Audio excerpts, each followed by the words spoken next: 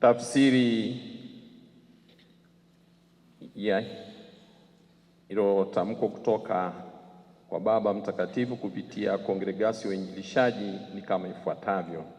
Dikasteri ya Uenezaji Injili kwa mataifa yatoa tamko kuwa kwa kuwa kufuatia kifo cha mchungaji wake mhashamu na mtukuka Askofu Bernardini Francis Mfumbusa, kiti cha kiaskofu cha jimbo la Kondoa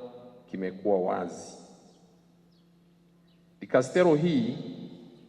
ikitamani kutoa uongozi wa kiti hicho kilicho wazi, baada ya tafakari ya mambo yote kwa ukomavu na kwa mamlaka maalum iliyopewa na Baba Mtakatifu Leo wa 14,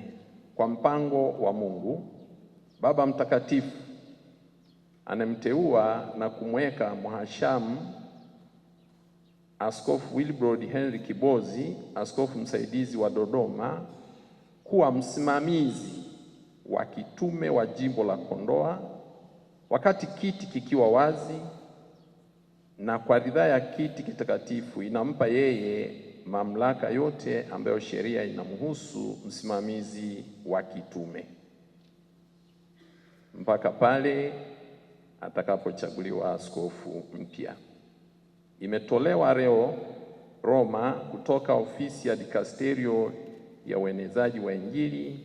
siku ya 16 ya mwezi wa pili mwaka wa Bwana 2026.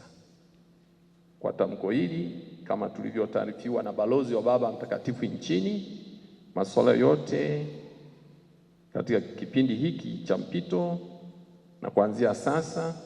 atakayepokea salamu zenu, matashi yenu na pole zenu ni Baba